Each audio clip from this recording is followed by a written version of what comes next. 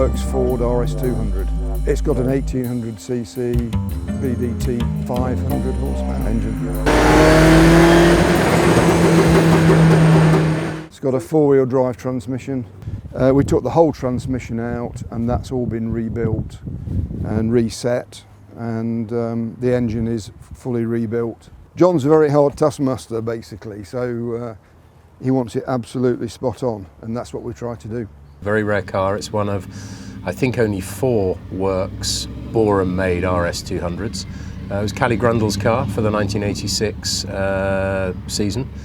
Did the Acropolis, the Audi National, and then its final event was 5th place in the RAC. This is Group B, so the era this is from is Group B. Group B is synonymous with lots and lots and lots of power.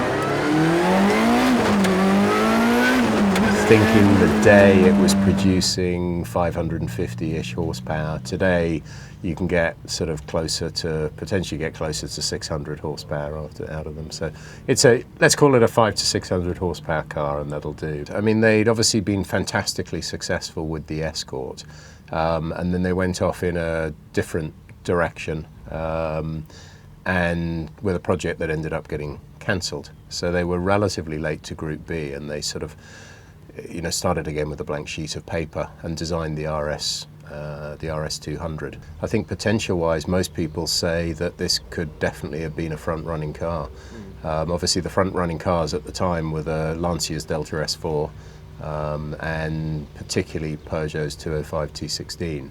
This had great suspension, though, because it's actually got double dampers per corner. Well, as I understand it, after the RAC, it was pretty much sold straight from the RAC, whether actually from the Parc Fermé or not, I'm not sure. It came 5th in the RAC, was sold to a Swedish rallycross guy who took it to Brands Hatch Rallycross in December, and that was the last time it was seen in England. It then went to Sweden, where it didn't really do much as far as we can tell, and then it was sold to a collector in Norway, where it sort of stayed for the best part of 25, 30 years. Cabin and the bodywork is all Kevlar carbon. Again, back in the day, it was an unbelievably expensive way to do it, all to save a little bit of weight. So all those little works, details and touches I just think are fantastic.